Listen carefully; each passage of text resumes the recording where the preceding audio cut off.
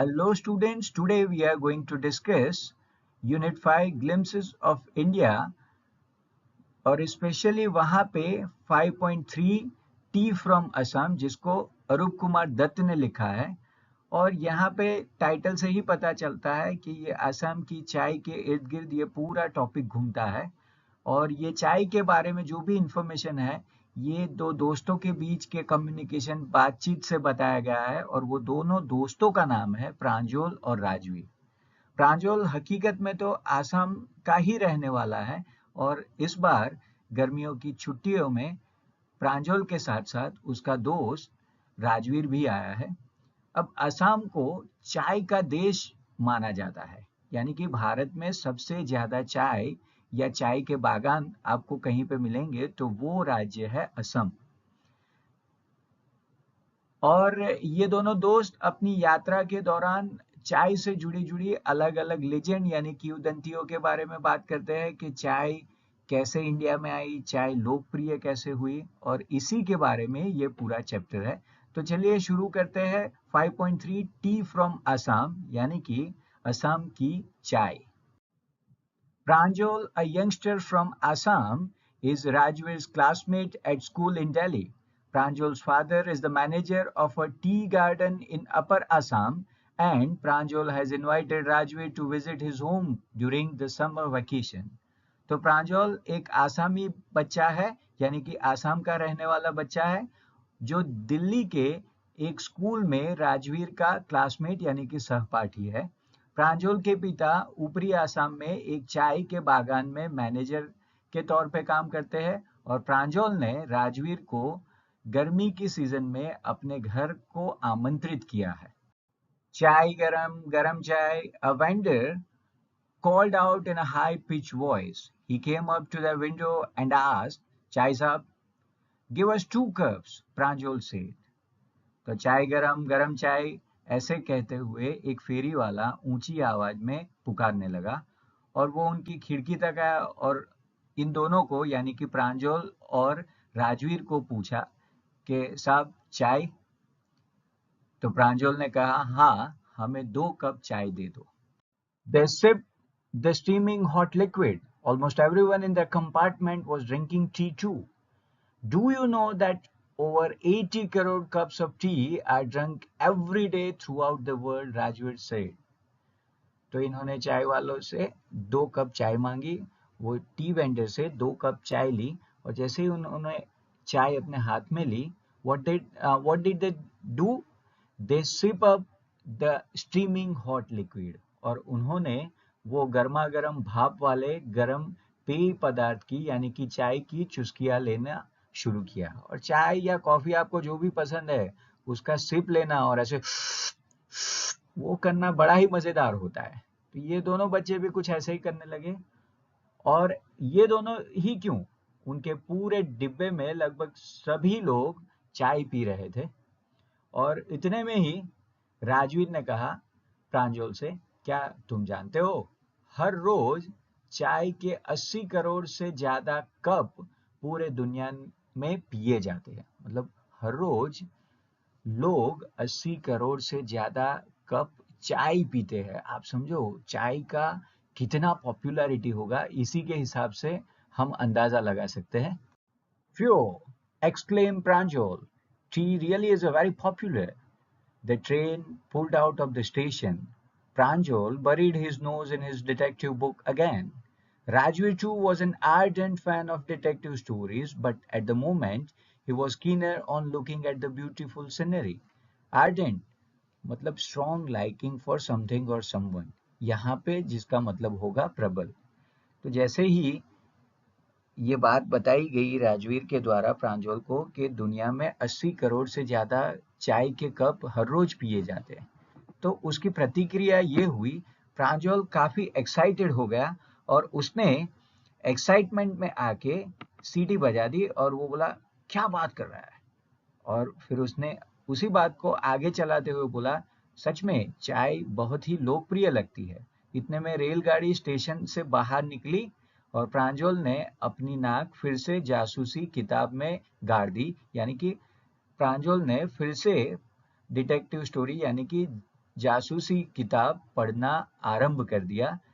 वैसे तो राजवीर भी जासूसी कहानियों को पढ़ने के लिए प्रबल शौकीन था, लेकिन इसे इस समय वो सुंदर दृश्य देखने थे और इसीलिए वो डिटेक्टिव स्टोरी यानी कि जासूसी पुस्तक पढ़ने से ज्यादा बाहर देखने के लिए ज्यादा उत्सुक था।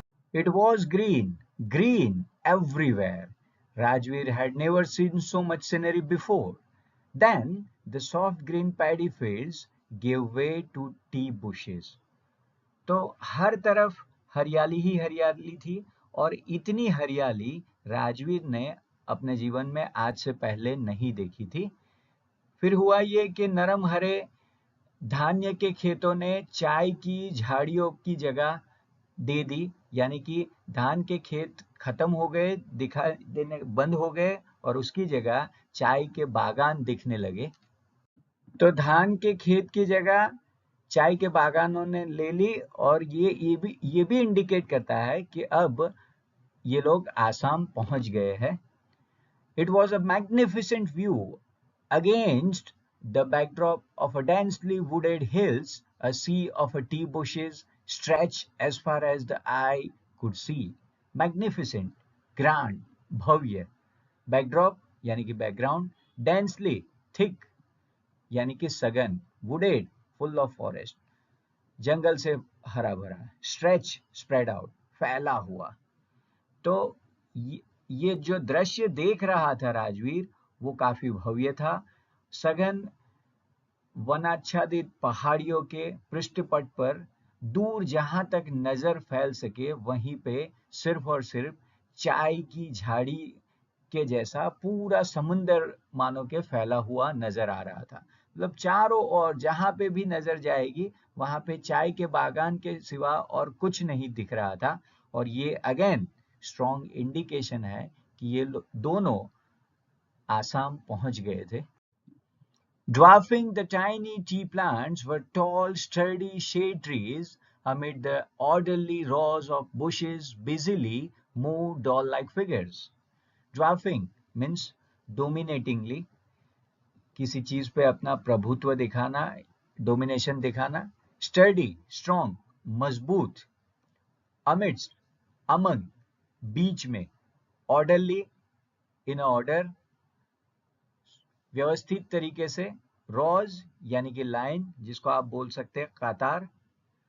तो यहाँ पे पेड़ के बागानों के बीच बीच में इनको कई जगह पे बड़े मजबूत लंबे से छायादार वृक्ष नजर आते थे और ये बड़े वृक्ष के साथ बैकग्राउंड में जो छोटे छोटे चाय के पौधे थे वो उनको बौना बनाती थी, उनको छोटा बनाती थी।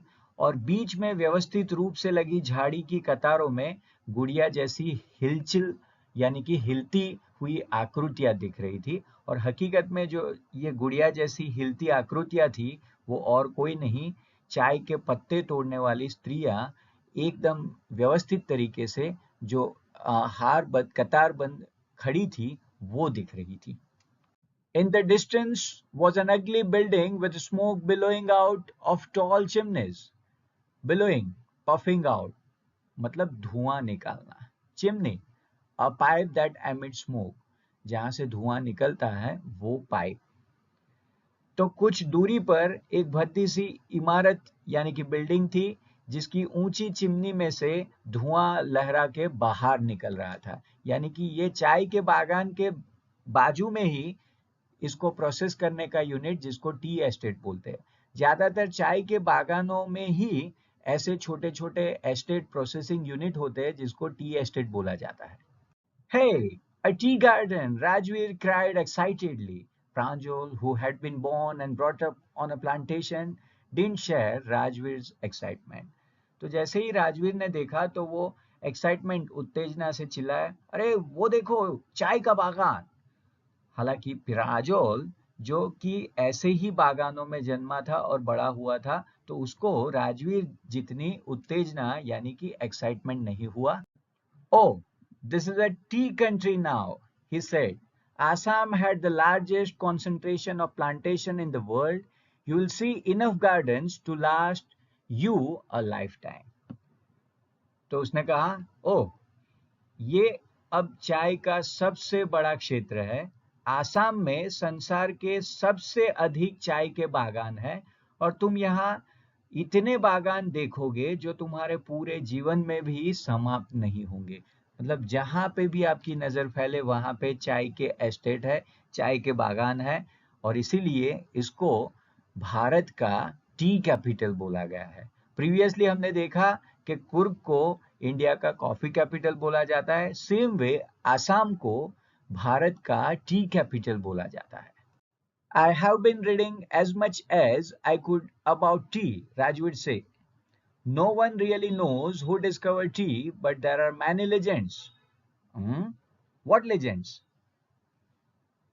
तो राजवीर कहता है कि मैं चाय के बारे में इतना पढ़ चुका हूँ जितना मेरे से संभव था, मेरे से पॉसिबल था, पर फिर भी कोई नहीं जानता कि चाय की खोज किसने की, परंतु बहुत सारी पौराणिक कथाएं उसके बारे में जरूर है। और उसके दोस्त ने पूछा, कथाएं? कौन सी कथाएं है, तू मुझे बता। अच्छा, चाय की कथाएं क्या है वो जानने से पहले यहाँ जो पिक्चर है वहां पे चाय के बारे में थोड़े इंटरेस्टिंग से फैक्ट देख लेते हैं। Whether it is tea, white tea, green tea, oolong tea, पुला tea, black tea, all tea comes from the same plant called Camellia sinensis. तो अलग अलग तरीके, वाइट टी होती है, ग्रीन टी होती है, ओलोंग टी होती है, ब्लैक टी होती है, पर आप ये समझ लो कि सारी चाय एक ही पत्तियों में से बनती है। T is a rich source of antioxidant and flavonoids which are scientifically proven to aid in the prevention of heart disease and cancer. चाय में एंटीऑक्सीडेंट एंड फ्लेवोनॉइड होते हैं जिससे आपको कैंसर या हृदय रोग की बीमारी में राहत मिल सकती है। मतलब अब के बार अगर किसी को हार्ट अटैक आता है तो आप उसको चाय का कप दे सकते हो। That is a best remedy. T can also help regulate cholesterol. अगर आपका कोलेस्ट्रॉल बढ़ रहा है तो उसके लिए भी चाय अच्छा है।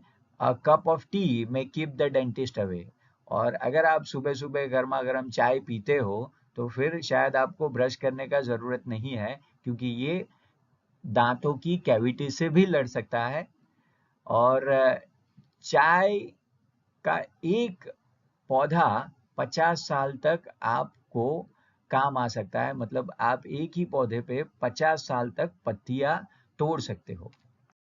Well, there is the one about Chinese emperor who always boiled water before drinking it. One day, a few leaves of the twigs burning under the pot fell into the water, giving it a delicious flavor. It is said they were the tea leaves. तो चाय के बारे में काफी कहानियां, कथाएं मशहूर है, जिसमें से एक तो है चीन के महाराजा की, जिसको पीने के पानी को हमेशा उबालने की आदत रहती थी। और एक दिन बर्तन के नीचे जब पानी में थोड़ी टहनियाँ, कुछ पत्ते पानी के साथ गिर गए तो वो पानी काफी स्वादिष्ट, काफी जायकेदार बन गया। और ऐसा कहा जाता है कि वो पत्तियां और कुछ नहीं, चाय की पत्तियां थी। Tell me another, scoffed Pranjal. We have an Indian legend too. Bodhidharma, an ancient Buddhist ascetic, cut off his eyelids because he felt sleepy during meditations. Scoffed उसका मतलब होता है showed contempt by derisive act or language, यानी कि किसी चीज का उपहास करना, मश्करी करना। एंशियंट वेरी ओल्ड, जिसको प्राचीन बोला जाता है। एसेटिक यानी कि मंक, यहाँ पे सन्यासी मतलब होगा। मेडिटेशन इनर कंसंट्रेशन, ध्यान धरना। तो प्रांजल को ज्यादा एक्साइटमेंट नहीं था ये चाय के बागानों को लेके, लेकिन उसने ये बातें यानी कि चाय की कथा सुनने में काफी दिलचस्पी थी। तो उसने उसका उपहास करते हुए बोला कि चलो मुझे दूसरी बात सुनाओ, दूसरी कथा सुनाओ। और उसने बोला कि ये एक भारतीय कथा है जहाँ पे बोधि धर्म नाम का एक प्राचीन बुद्ध भिक्षुक था और उसने अपनी पलकें काट ली क्योंकि ध्यान के दौरान उसे नींद आती थी और नींद ना आए, आंखें बंद ना हो जाए, उसीलिए उसने अपनी पलकें ही काट ली। 10 tea plants grew out of his eyelids.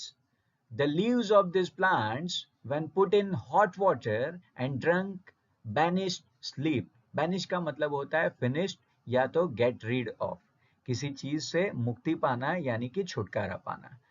तो ये बोधि धर्म ने अपने मेडिटेशन को डिस्टर्ब ना हुए, इसके चलते उसने अपनी पलके यानी कि आई लिड को ही काट डाली, और वो काटी हुई आई लिड में से 10 चाय के पौधे उगे, और इसीलिए इन पौधों को जब आप गर्म पानी में डालते हो और फिर उसको पीते हो तो उससे नींद गायब हो जाती है, यानी कि आपको नींद नहीं आती है।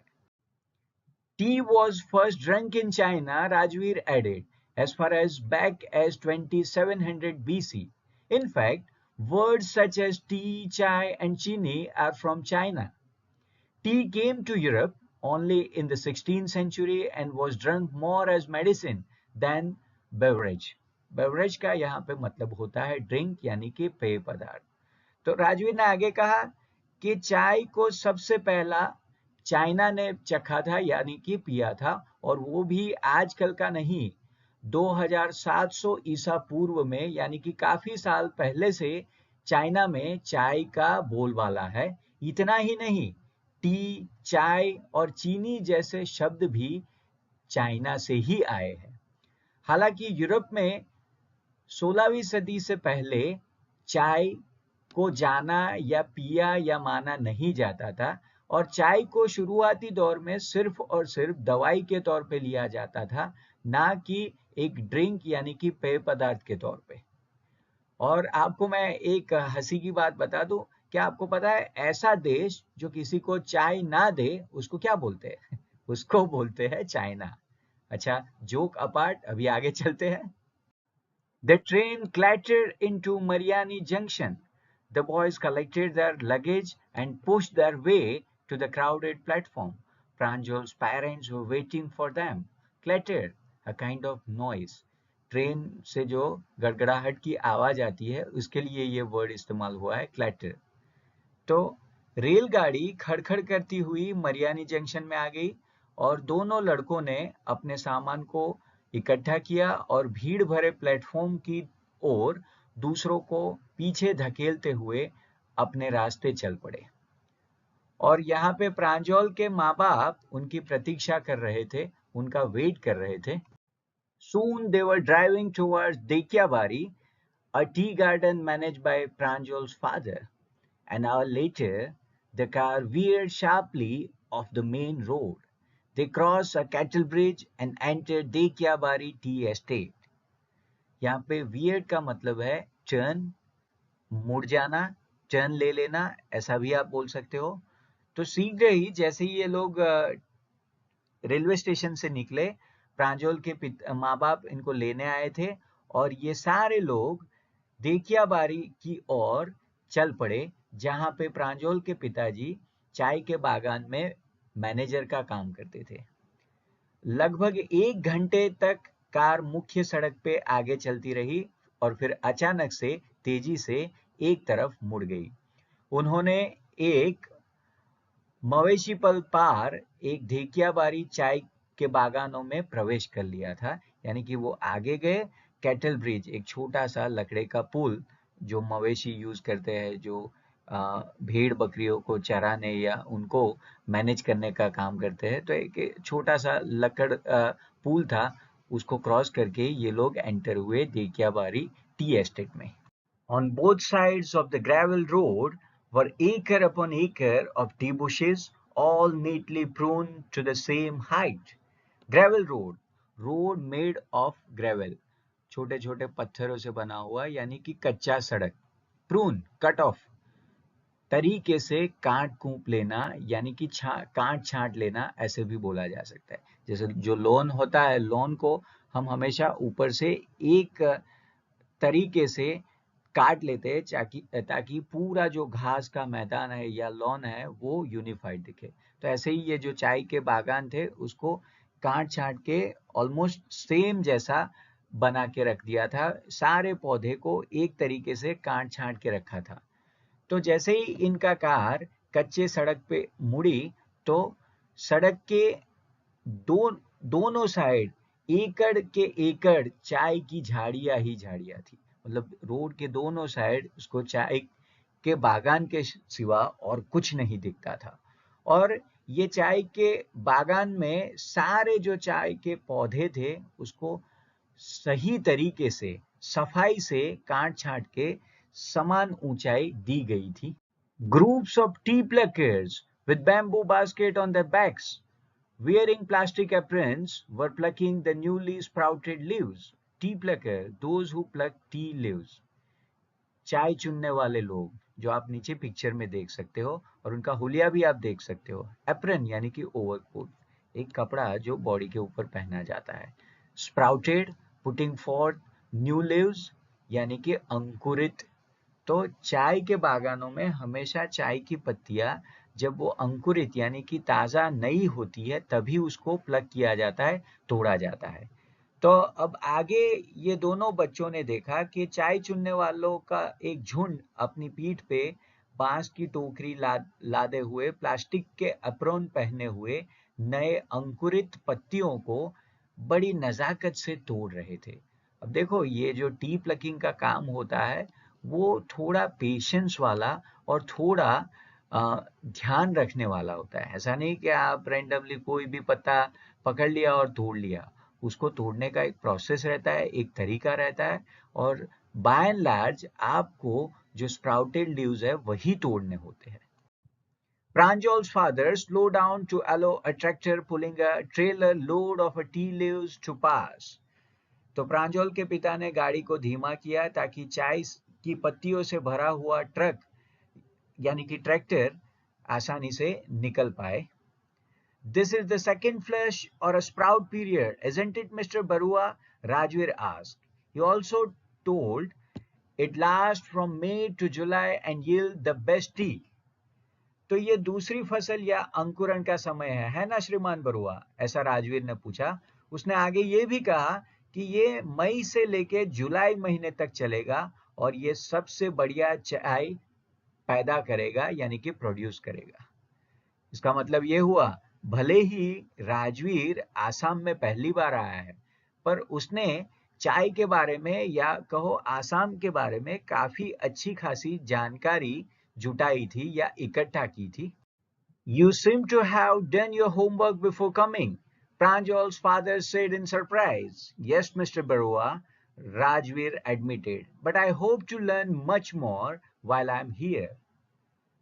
तो प्रांजल के पिता ने आश्चर्य हो के ये पूछा क्योंकि ये राजवीर काफी सारी जानकारी रखता था चाय या आसाम के बारे में, इसीलिए इनके पिताजी प्रांजल के पिताजी आश्चर्य हो गए और उन्होंने कहा ऐसा लगता है कि यहाँ आने से पहले तुमने अपना होमवर्क अच्छे तरीके से किया है। और राजवीर ने ये स्वीकार भी किया कि हाँ श्रीमान बरुआ आप सच कहते हो, लेकिन मैं आशा रखता हूँ कि जब तक मैं यहाँ पे हूँ मुझे अधिक से अधिक यानी कि ज्यादा से ज्यादा सीखने को मिलेगा। और ये होता है एक लर्नर का एटीट्यूड। चाहे आपके पास जितनी भी जानकारी हो, चाहे आपके पास जितना भी ज्ञान हो, और ज्यादा सीखने का और ज्यादा ज्ञान प्राप्त करने का अगर आप में सुरूर नहीं है, वो कसक नहीं है, तो फिर वो सीखने का कोई मतलब ही नहीं है।